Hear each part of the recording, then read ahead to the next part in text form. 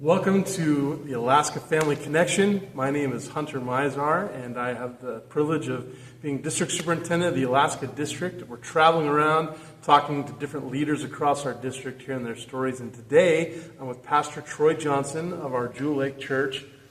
I just suspect probably the coolest pastor on our district because I don't know about that. You drive motorcycles. I do. You play bass guitar. I do. You have classic cars that you fix up. Yeah. I mean, coolest guy in the district. If you say so, I'll take it. And you're one of our newer pastors on the district. So you've been here for how long? 1 year. Actually, 1 year and 1 month. And 1 week. Okay. Yeah. So I'm always asking people this question. Where did that first calling into ministry come from? Tell us how that began, where you felt God was saying, I want you to be a pastor. Sure. I remember being at my grandfather's church when I was 5 years old, and nobody was there, and he was doing work, and I got up on the stage and pushed myself up behind the pulpit, and I thought, this is cool.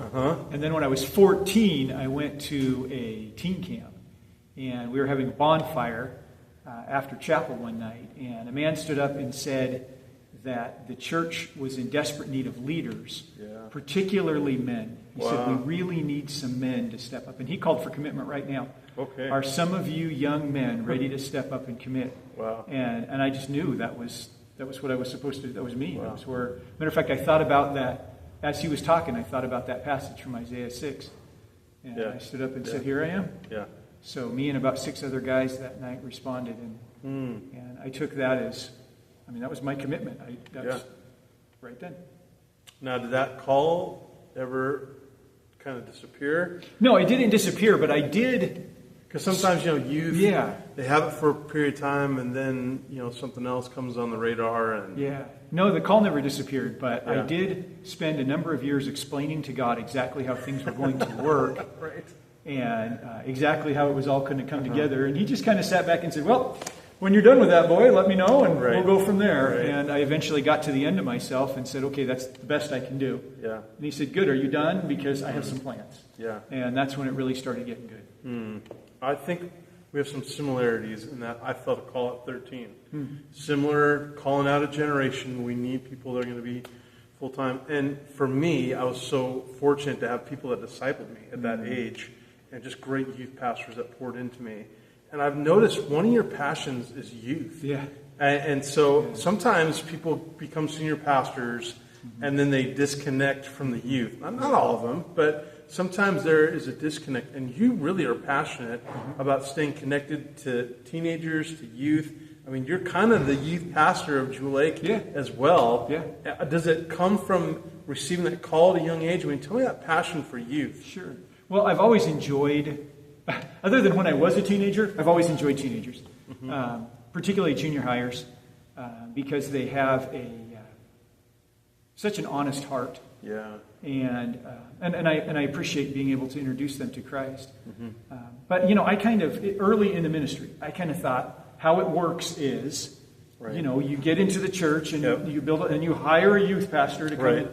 And then the teenagers go off. Well, the model was you were a youth pastor for a while, and that was a stepping stone. Yeah, exactly. Then you became a real pastor. Yeah. And I remember when I was a teenager, my folks weren't real super avid churchgoers, and there was a church just a couple blocks from our house that I would walk to, and I was deeply invested there. Okay. And the building didn't have enough room for everybody on a Sunday morning. Yeah. So the teenagers actually went next door for Sunday morning church. And so I just thought, that was the way it was. And when I was the senior pastor of the first church that I led, I had an opportunity to bring on a guy that I loved and had known for a long time, mentored him through college. Yeah. And so he was going to come on as the youth pastor. And I just felt like it wasn't best. And then in the middle of that, I read a Barna study that came out in either 2017 or 2018. And it was a study that tracked young people who had different levels of connection with the church, but they all actively were involved in youth groups. So everybody from, multiple generations of deep involvement in the church to mom and dad can't even spell Jesus, but I go every week kind of a thing. It tracked Because those isn't kids. that our struggle? We have teenagers Yeah. that when they become adults, we lose them. Exactly. And there's this abyss that Yep. we don't have Yep. 20 and 30-year-olds. Yep. So it tracked them on exactly that. What's the difference between the kids who continue to go to church in college, Yeah. and then after college or whatever career level they start, they have a family and stuff, they continue to go? What's the difference between them and the ones who drop off? Yeah. And there were a few things that came out. But one of the chief principles, one of the chief determinants of students who stayed connected to church all the way through their 20s and into their 30s was students who, while they were teenagers, while they were youth or junior high and high school age, that they had a really good personal relationship with the senior pastor of the church. Regardless of church size, regardless of whether there was a youth pastor or not, having a good youth pastor was nice, and the kids liked that. Yeah. And they remembered their youth pastor. Yeah. But the person that was really influential in their life was the senior pastor. Yeah. I remember reading that thinking, I'm doing this wrong. I figured I would just throw myself into the work of the teenagers. Yeah. And if that meant that I had to cut back somewhere, well, I mean, I've never met anybody who didn't understand, who didn't say, hey, no, quit messing with them, come to us. No, they've all been like, you're doing. Matter of fact, I've had more senior adults come alongside me working with teenagers than any other connections that I'd made trying to focus on, age groups like that. Yeah. So, and since doing that in, 2018, 2019, something like that, it has been such an amazing privilege. I never realized how valuable that would be for me. Yeah. And what a privilege. And I've been able to be a youth pastor to my own kids. Yeah. And I mean, I've gone to NYC and so many summer camps. I don't even know how many. And, you were there this summer. I saw yep. you right in the thick of it Yep. at Camp Maranatha. I encourage every senior pastor to find a way. Yes, they stink sometimes. And they have a lot of energy, and maybe we don't anymore. And you might think, well, I'm too old. I'm in my 60s or 70s or 80s. I'm too old. Right. But the funny thing is, the teenagers have such a deep respect for, particularly the men, the older men who will come alongside the youth. They have such a deep respect. Sure. You don't have to be able to play the games and do the push-ups and all that. Right. Just come in and love and mentor these kids, and they just fall right in line. I have in my youth group here a posse of 6 or 8 unchurched guys. Yeah. And they're wonderful guys. A little rough, wonderful guys. Yeah. They follow Tim around, or Pastor Tom. They follow Pastor Tom around like little duckies. They just love him. And they're craving male attention Yeah. and positive. Exactly. Yeah. They play basketball. He just laughs at him. He doesn't join in. But they really respect that. So yes, I'm passionate about speaking that. of which, you just read NNU. Yeah. And NNU offers this great conference called the Call Conference, great. specifically for juniors and seniors that sense a calling of God in their life. And you took a group. Tell us a little bit about how that went. Yeah. Actually, I took 2 kids to the call. One high school junior and one high school senior, one girl and one guy. Okay. And yes, the call is designed to help these high school juniors and seniors kind of work through the concept of what a call to ministry might be and how it might affect their lives. It's very much designed to encourage the student who feels like he or she has a very traditional call to very traditional pastoral ministry or something completely other. Right. One of my students is convinced that part of her call to ministry is in the high school classroom, that she'll be a junior high or high school teacher and serving there as part of her vocational ministry. And that fit right in with what they were doing. We had students who were exploring, every kind of ministry. That's the danger, I feel like. People think you can only really be called if you're a pastor. Yeah. But we need good people in classrooms and different aspects, all across the board that are called by God to minister in the field they're in. Yeah, to make that their primary vocation. So it was very good. NNU did an amazing job on that. It was really, my understanding is it's the first time that the Northwest NYI field and NNU have really kind of partnered together. Oh. In the past, NNU's just kind of said, well, come use the building. Yeah. But they really got together. The current NNU chaplain was very involved, and and it was good. My students made a really good connection. NNU gave them the royal treatment, That's great. showing them the place, and Yeah. they got to sit through some classes and the whole bit. It was an excellent opportunity for them. It was pretty cool. I'm sure Mike Zahara's thrilled to hear that. Yeah. Mike. Yeah. Actually, I saw Mike there, and he was very helpful in getting us there and That's great. helping us get established. Yeah. So I'm always interested in people, how they end up in Alaska. Now, this is Sure. kind of interesting to me. You have a daughter who's in ministry, Kylie Wicker, who is associate pastor over at Chapel of the Cross in Anchorage. Yes. And so she receives this call to come up to Alaska, and she comes first. Yeah. And then how many months later do you come here? A month. And it wasn't planned. No, it wasn't right? at all. No, So, no. I mean, you're both in the same town. Yeah. And Alaska's, Pretty cool. it's kind of a different place. Yeah. Talk to me about how did a calling to Alaska specifically come about, and how did you end up here? Sure.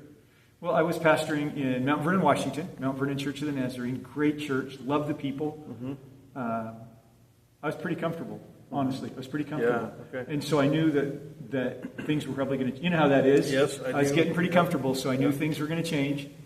And I was just loving the people, just having a blast.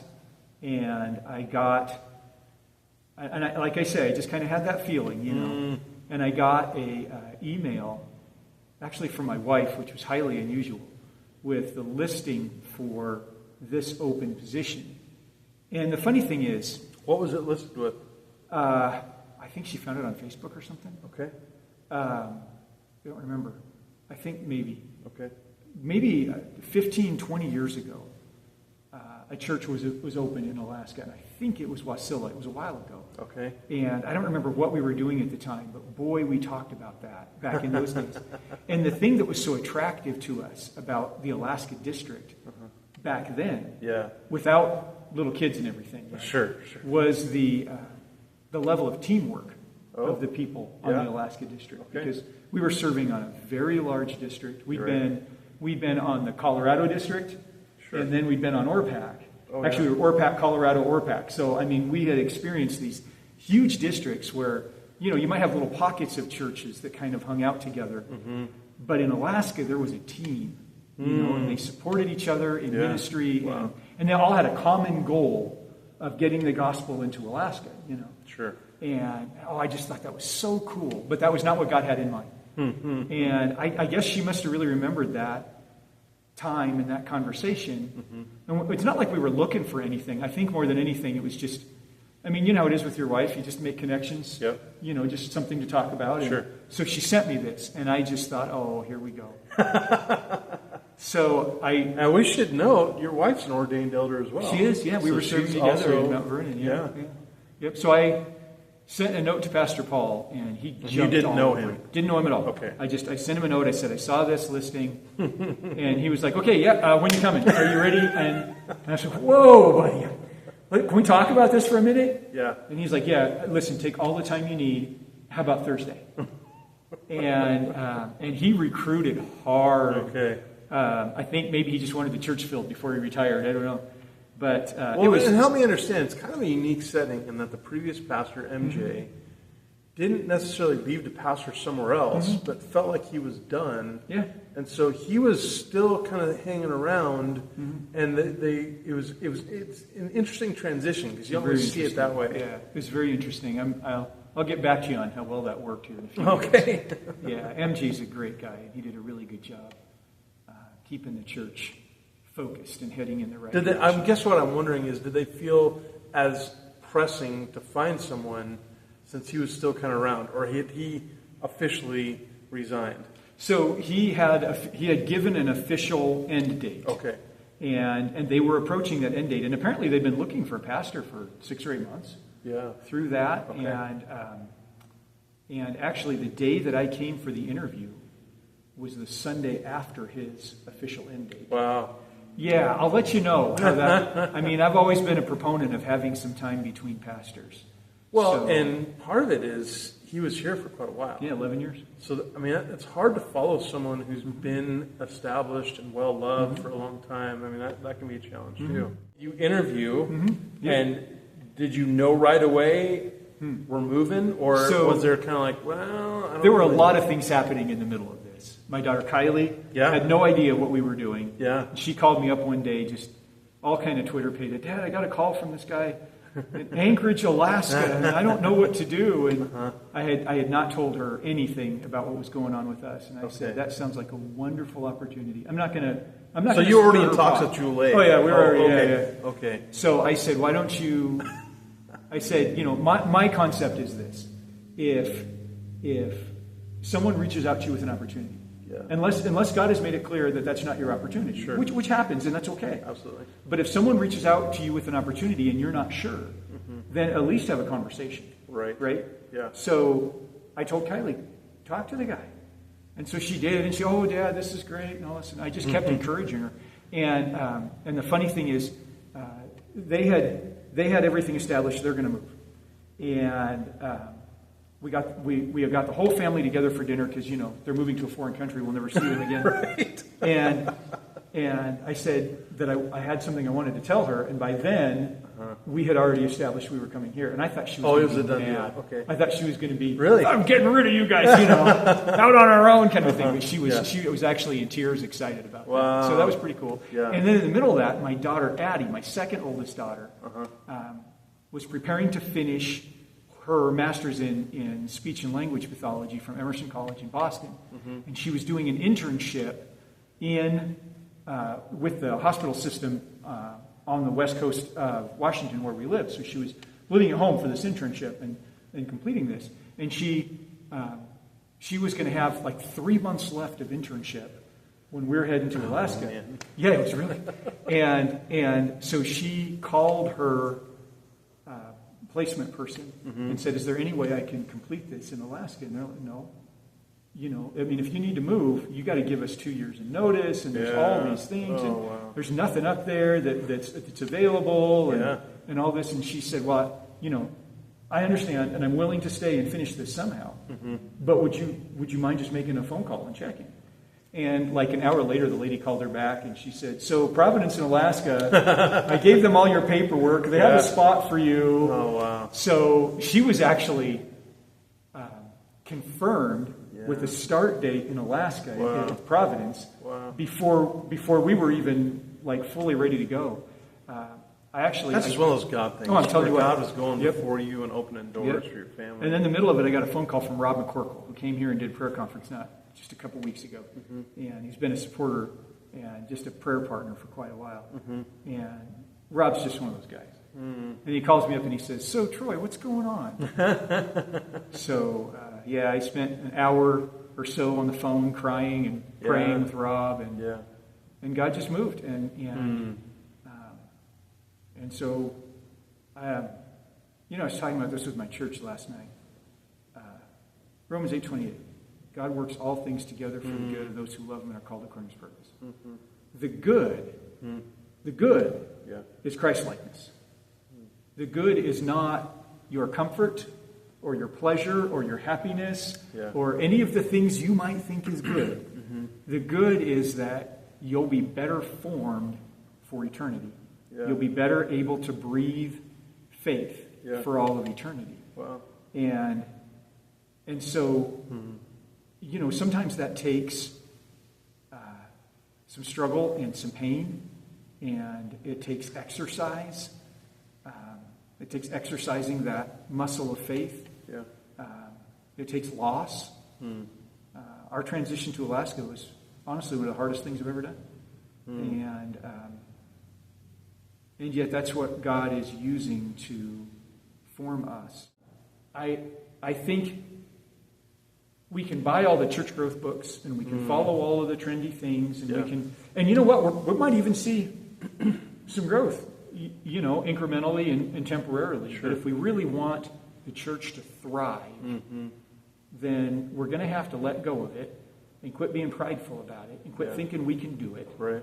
And we're going to have to get on our face, like Jehoshaphat did, and said, we don't know what to do, so our eyes look to you. And beg God. Not because He needs the begging, He's ready to go, but because we do, so that we can humble ourselves to that point. And then He'll come and move. And the thing of it is, it's not going to be instantaneous. I mean, obviously some prayers are answered before you even have time to ask. Right. But, I mean, at the Jewel Lake Church, we've had to commit to this. We're gonna keep at this. We're not gonna drop off. We're not gonna quit coming to the prayer meeting. We're not gonna, this is gonna be the focus, the DNA of Jewel Lake Church. And when the Spirit has His way with us, that He's been planning for some time, right, and things start to roll, well, then we're not going to want to quit. Yeah. So my goal for Jewel Lake Church, whether I'm here for the rest of my life or the rest of the week, is that this church becomes a church that's no longer concerned about tradition, about the way we used to do things, no longer concerned about appearances, and no longer concerned about pleasing ourselves. And honestly, all church members, we want it to work for us. Sure. My goal for this church is that this is a church that starts and ends in legitimate, sincere, desperate prayer continuously. Yeah. And everything comes out of that. Everything comes out of that.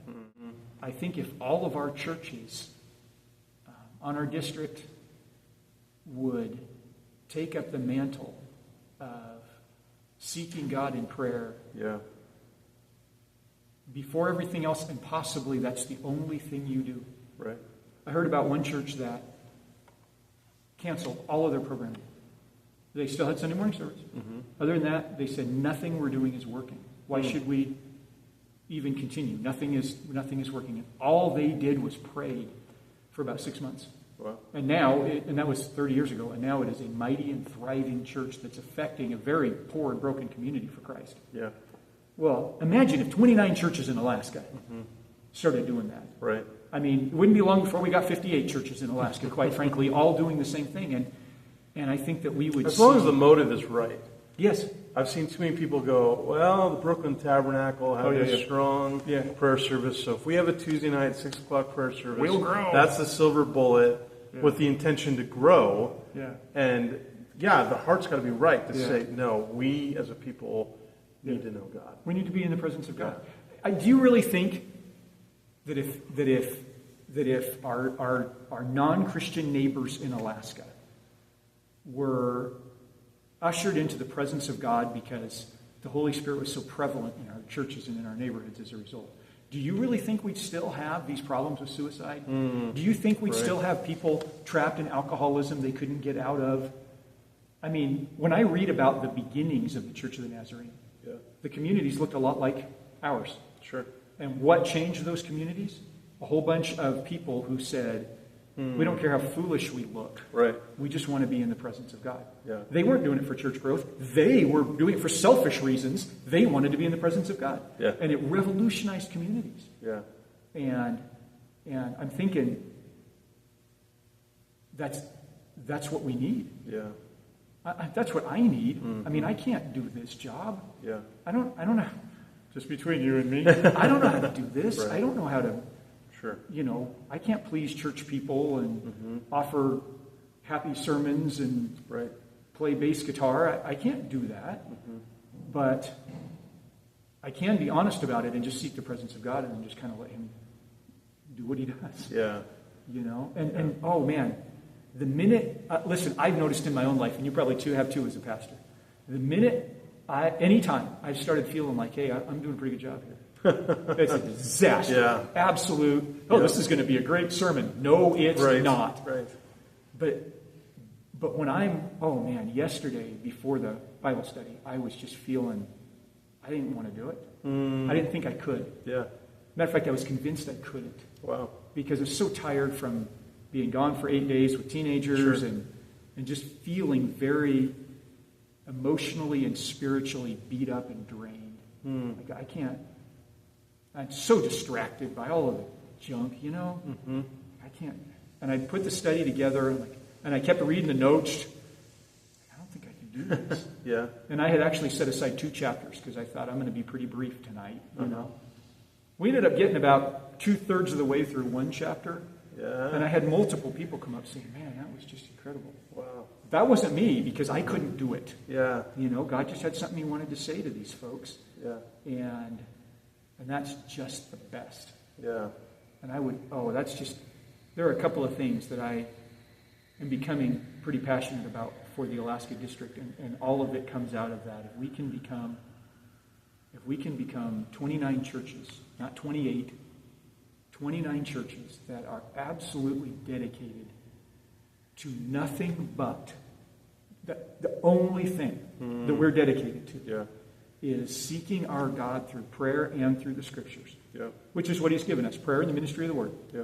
If we can become dedicated to that, let the chips fall where they may. I think it'll work. Yeah. You know? Because statistically, they tell us 65% of Alaskans claim no religious affiliation at all. I mean, there's such a ripe harvest field. I just can't believe how many lost people there are in our state. Yeah. I mean, it's higher than most states, most districts. You know what I've noticed, and you grew up here, but you were gone, and so you might be noticing this as well. Compared to Oregon and Washington, where I've served the most, the people of Alaska are really sensitive toward the gospel. Yeah. In Western Washington, I didn't tell people I was a pastor until we got to know each other. Right. You know, because they didn't want anything to do with me. Up here, I tell somebody I'm a pastor, and they just soften. Yeah. And, I had one guy who was a self-described dirty old man that was telling me all about his life and what he did, and asked me what I did, and I told him I was the new pastor here at the Jewel Lake Church, and he said, how we need you guys here. Wow. Wow, yeah. Yeah, you're right, man. It is. These people are ready. They need the gospel. But if we just come out and start hitting them with words, we're not going to get anywhere. Right. If we're living in the presence of the Holy Spirit, and we're just, leaking Holy Spirit everywhere we go, we don't have to say anything, actually, at that point, So, that's... Well, you hit on my two biggest passions right there. Young people who need to be mentored up in Christ and just spending time. I'll tell you what one of the coolest things is seeing your teenagers from your youth group come into the prayer meeting. Yeah. Not because you told them to, that's awesome. but because of how desperately they want the presence of the Holy Spirit. Wow. That'll just put you in tears. Yeah. That's fantastic stuff. Yeah. So when people think about the Jewel Lake Church, maybe what are a few ways that they could pray for your congregation? That'd be good. What God's doing. We do need to continue. I want this church to dig in deep to seeking God in prayer. Mm-hmm. I'd like to see this church known for two things. Yeah. Deep in prayer, teaching the Word. Yeah. That's pretty much it. Yeah, that's great. Well, Troy, thanks for what you're doing here at Jewel Lake. Thanks for what you're doing. I'm glad that you're a part of the team. Listen, I appreciate you guys. Yeah. You guys had a nice home and kids nearby. And, believe me, I understand. And to give that up on a phone call that you weren't expecting. Right. And move to a foreign country. Yeah. I know you grew up here, but still, it's not next door. Yeah. And I really appreciate you guys listening and hearing the call. I am convinced that God's got some really cool things for this district and this state over the course of the next 20 years. Yeah, me too. Yeah. All right. Well, thank you for watching Alaska Family Connection. We'll see you real soon.